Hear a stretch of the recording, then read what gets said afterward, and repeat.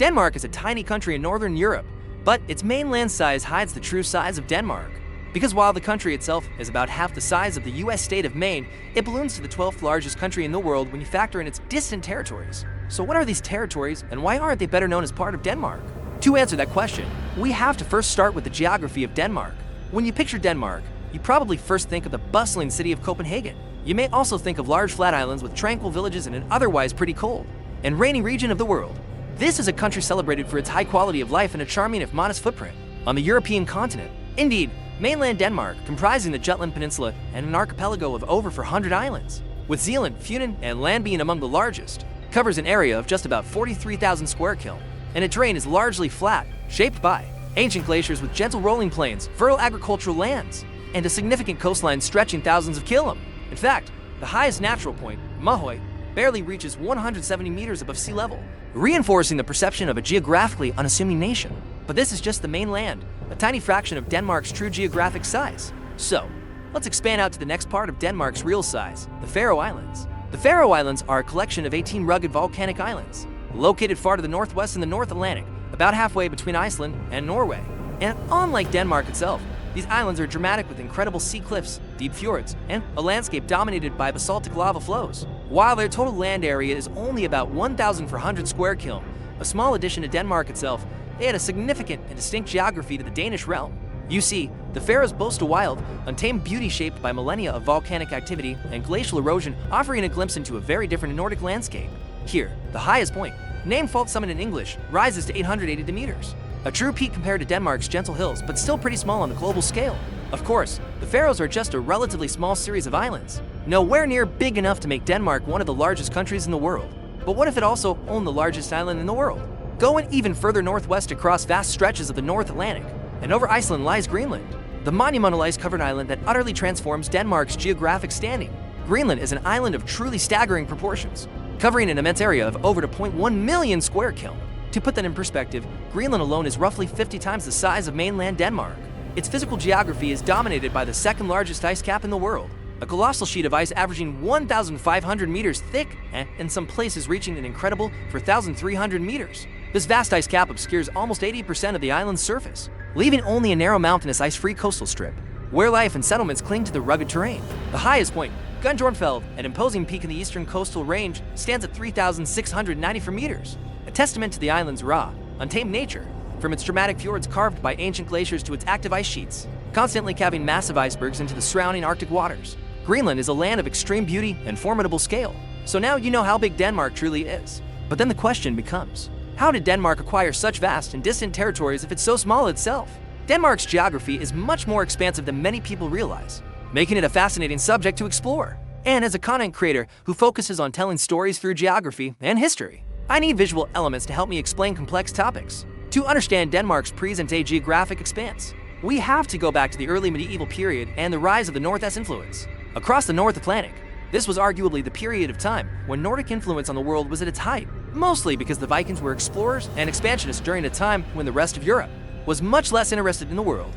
Now, despite its current stewardship, the Faroe Islands and Greenland were initially settled by Norsemen primarily from Norway and Iceland, not the Danes. The Faroe Islands, uninhabited before the 9th century, were colonized by Norwegian Vikings seeking new lands. Greenland, famously explored and named by Eric the Red around 985 CE after his exile from Iceland, saw the establishment of Norse settlements that persisted for centuries, albeit facing formidable environmental challenges. These settlements maintained ties with their Scandinavian homelands, eventually following under the loose suzerainty of the Norwegian crown. The crucial turning point for Denmark's future dominion came in 1380, with the formation of the Dano-Norwegian Union. This union occurred when Olaf II of Denmark inherited the Kingdom of Norway, becoming Olaf IV of Norway. This effectively merged the two crowns under a single monarch, and with Norway came its overseas possessions and colonies, the Faroe Islands, Iceland, and Greenland. While the Kalmar Union, a broader union of Denmark, Norway, and Sweden, would form in 1397, Sweden eventually broke away, leaving Denmark and Norway in a more enduring, albeit increasingly Danish-dominated union that would last until 1814. Throughout these centuries, while Norway itself maintained a degree of autonomy, its overseas territories became increasingly administered from Copenhagen, as the Norse settlements in Greenland faded by the 1400s due to a combination of climate change, dwindling resources, and perhaps conflicts with the indigenous Inuit. European contact with the Greenland colonies was lost. However, the Danish-Norwegian crown never relinquished its claim to the vast island. In the early 1700s, a renewed interest in Greenland emerged, driven by a missionary zeal and the prospect of trade. In 1721, the Norwegian missionary Hans E. Gob, with the support of the Dano-Norwegian king, embarked on an expedition to find the lost North settlement and convert the native Ainu. This marked the beginning of modern Danish colonization of Greenland, establishing trading posts and missions that solidified Danish control over the entire island, often isolating it from the outside world. But the moment that cemented the Faroe Islands and Greenland firmly within the Danish realm occurred in the aftermath of the Napoleonic Wars. You see, Denmark, Norway had allied with Napoleon, a decision that proved disastrous. Following Napoleon's defeat, the victorious powers, particularly Sweden and Great Britain, sought to redraw the map of Northern Europe. The Treaty of Kiel, signed on January 14, 1814, was a harsh blow to Denmark. In this treaty, Denmark was forced to cede Norway to Sweden. However, and critically, the treaty explicitly stipulated that Norway's ancient dependencies, the Faroe Islands, Iceland, and Greenland, would remain with Denmark. This was largely due to British strategic interests, as they did not wish to see Sweden's power in the North Atlantic grow excessively. It was more advantageous for Britain to keep the territories, which were deemed mostly worthless at the time with a weakened and struggling Denmark. Thus, a historic twist of fate combined with centuries of inherited claims and strategic geopolitical considerations meant that while Denmark lost its direct union with Norway, it retained the vast distant territories that were founded by Norway. The Faroe Islands, already integral to the Danish realm, continued under Danish administration.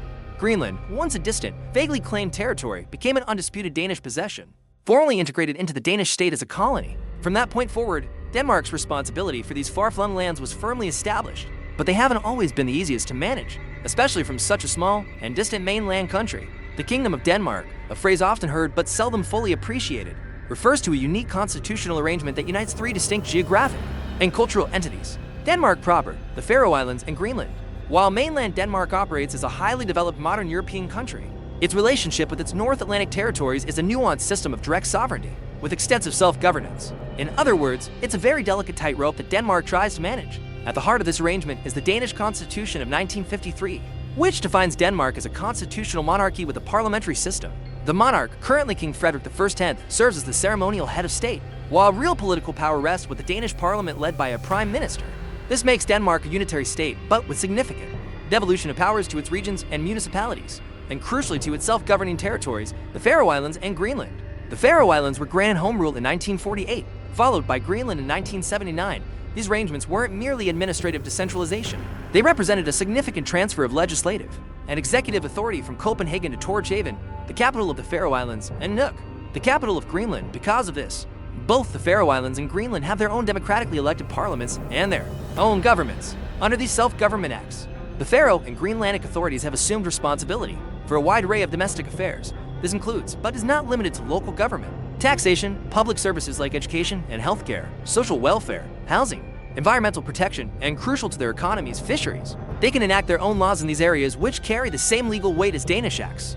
This allows each territory to tailor policies and regulations to their unique needs, geographic realities, and economic priorities. But despite their autonomy, certain things continue to remain under the jurisdiction of the Danish central government. These typically encompass core aspects of a sovereign state: constitutional matters, foreign policy, defense, the Supreme Court system, and monetary policy. However, even in these areas, there is a strong emphasis on cooperation and consultation. For instance, while Denmark conducts foreign policy for the entire realm, representatives from the Faroese and Greenlandic governments are often included in Danish delegations for international discussions, particularly on matters that directly affect their interests, such as fishing rights or Arctic affairs. Both territories also send to elected representatives each to the Danish parliament, providing them with a direct voice in the central parliament. Economically, both the Faroe Islands and Greenland maintain strong yet distinct ties with Denmark.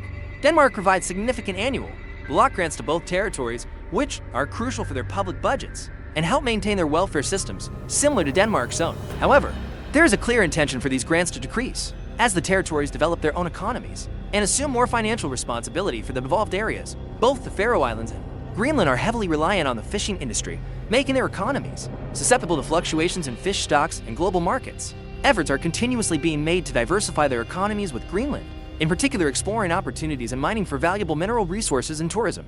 A notable distinction also exists in their relationship with the European Union. While Denmark is a member of the EU, neither the Faroe Islands nor Greenland are. The Faroe Islands opted out when Denmark joined the European Community in 1973, reflecting a desire to maintain full control over their rich fishing grounds. Greenland, which initially joined with Denmark, subsequently left in 1985 after gaining home rule, driven by similar concerns regarding fisheries policy. This further underscores their autonomy within the kingdom. Today, the entire Kingdom of Denmark is home to just a little over 6.1 million people total. But this number is not spread equally. In fact, it's heavily tilted towards Denmark proper with about 6 million people, leaving just over 50,000 people each for the Faroe Islands and Greenland. This makes Greenland, specifically the least densely populated region in the entire world. So, Denmark is secretly huge, at least as far as the Kingdom of Denmark is concerned.